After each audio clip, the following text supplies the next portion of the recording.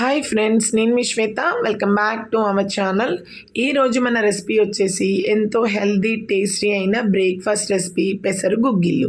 ఇది మార్నింగ్ బ్రేక్ఫాస్ట్గా కానీ ఈవినింగ్ స్నాక్లో కానీ భలే రుచిగా ఉంటుంది. బరువు తగ్గాలనుకునే వాళ్ళకైతే ఈ రెసిపీ చాలా ఉపయోగపడుతుంది. మరి ఈ రెసిపీని ఎలా తయారు చేసుకోవాలో చూసేద్దాం రండి. దీనికోసం ముందుగా ఒక బౌల్ తీసుకొని ఒక కప్పు పెసర్లను వేసుకొని 2 సార్లు నీట్గా వాష్ చేసుకొని ఏ కప్పుతో పెసర్లు తీసుకున్నారో దాంతో 2 కప్పుల వాటర్ వేసుకొని మూత కవర్ చేసుకొని 5 నుంచి 6 గంటలు నాననివ్వాలి. మీరు ఒకవేళ మార్నింగ్ బ్రేక్ఫాస్ట్గా చేయాలనుకుంటే ముందు రోజు నైట్ నానబెడితే సరిపోతుంది. నేను నెక్స్ట్ డే మార్నింగ్ చూపిస్తున్నానండి. పెసర్లు అన్నవి చక్కగా నానిపోయాయి కదా. ఇలా నానిపోయిన పెసర్ల నుంచి వాటర్ మొత్తం సపరేట్ చేసుకొని పెసర్లను పక్కన పెట్టుకోవాలి. తర్వాత ఒక ప్రెషర్ కుక్కర్ తీసుకొని దాంట్లోకి ముందుగా నానబెట్టుకున్న పెసర్లను వేసుకోవాలి. ఒకవేళ మీకు ప్రెషర్ కుక్కర్లో బాయిల్ చేయడం ఇష్టం లేకపోతే నార్మల్గా కూడా బాయిల్ చేసుకోవచ్చు. దీంట్లోకి ఏ కప్తో పెసర్లు తీసామో దాంట్లో 1/2 కప్పు వాటరు, టేస్ట్కి తగ్గట్టు సాల్ట్ వేసుకొని ప్రెషర్ కుక్కర్ మూత పెట్టుకొని విజిల్ అడ్జస్ట్ చేసుకొని మీడియం ఫ్లేమ్లో ఒక విజిల్ వచ్చేంత వరకు కుక్ చేసుకోవాలి. మనకు ప్రెషర్ అంతా వెళ్ళిన తర్వాత మూత ఓపెన్ చేసి చూడండి.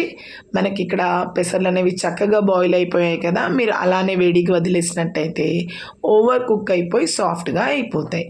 చూడండి ఎంత చక్కగా పొడి పొడిలాడుతూ వచ్చాయి కదా. వేడి మీద అయితే మీరు కలపకండి, నేను వీడియోలో చూపిస్తున్నాను కాబట్టి.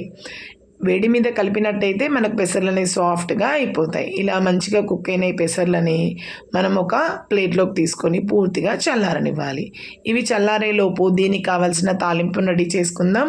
ముందుగా ఒక కడాయి తీసుకొని దాంట్లోకి 2 పావుల నూనె వేసి నూనె బాగా వేడెక్కిన తర్వాత 1 టేబుల్ స్పూన్ శనగపప్పు, 1 టేబుల్ స్పూన్ మినపప్పు వేసుకొని దోరగా ఫ్రై చేసుకోవాలి. ఇవి చక్కగా ఫ్రై అవుతున్న టైంలో దీంట్లోకి 1 టేబుల్ స్పూన్ జీలకర్ర, 1/2 టేబుల్ స్పూన్ ఆవాలు వేసుకొని అవి చక్కగా చిటపట్లాడనివ్వాలి. ఇవి చక్కగా చిటపట్లాడుతున్నప్పుడు దీంట్లోకి తుంచుకున్న 3 ఎండుమిరపకాయల ముక్కలు, దాంట్లోకి సన్నగా తరుక్కున్న 2 పచ్చిమిరపకాయల ముక్కలు వేసుకొని ఎండుమిరపకాయలని పచ్చిమిరపకాయలని దోరగా ఫ్రై చేసుకోవాలి. ఇవి మనకు తింటున్నప్పుడు పంటి కింద తగులుతూ చాలా రుచిగా ఉంటుందండి. ఇవి చక్కగా ఫ్రై అయిపోయిన తర్వాత దీంట్లోకి ఒక రెమ్మ కరివేపాకును వేసుకొని కరివేపాకు అనేది క్రిస్పీగా అయ్యేంత వరకు ఫ్రై చేసుకోండి. ఇక్కడ చూడండి కరివేపాకు అనేది చక్కగా క్రిస్పీగా అయ్యింది కదా.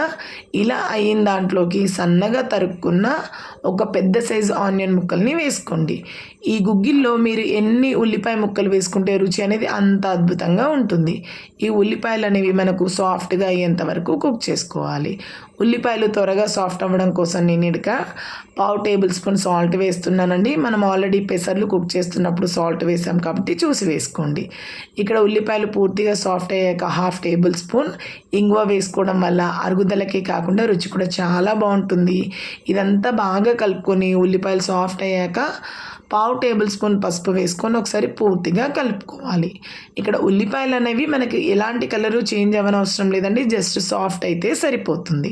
ఇలా సాఫ్ట్ అయిన దాంట్లోకి ఉడికించి చల్లారబెట్టుకున్న గుగ్గిళ్ళను దీంట్లోకి వేసుకోవాలి. వేసుకొని మీడియం ఫ్లేమ్లో ఒక 2 నిమిషాలు బాగా కలుపుతూ ఉండాలి. ఇవనేవి ఆయిల్లో చక్కగా కలిసిపోతే రుచి అనేది చాలా బాగుంటుంది. ఇలా చక్కగా కలిసిపోయిన తర్వాత చూడండి పొడి పొడిగా అయిపోయాయి కదా. ఇలా రెడీ అయిపోయిన గుగ్గిల్లోకి సన్నగా తరుపుకున్న కొత్తిమీర వేసుకుంటే అంతేనండి, ఎంతో హెల్దీ టేస్టీ అయిన పెసర గుగ్గిళ్ళు అయితే రెడీ అయిపోయాయి. మార్నింగ్ బ్రేక్ఫాస్ట్గా కానీ ఈవినింగ్ స్నాక్గా కానీ చాలా రుచిగా ఉంటాయి. డైట్ చేసే వాళ్ళకి, ముఖ్యంగా బరువు తగ్గాలనుకునే వాళ్ళకి రెసిపీ చాలా ఉపయోగపడుతుంది.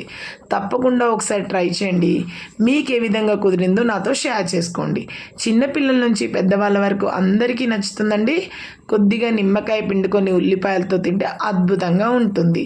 మీకు నా రెసిపీ నచ్చినట్టయితే please like, share, subscribe my channel. మరికొన్ని ఇలాంటి వీడియోస్ కోసం మన ఛానల్ని ఫాలో అవుతూ ఉండండి. Thank you for watching.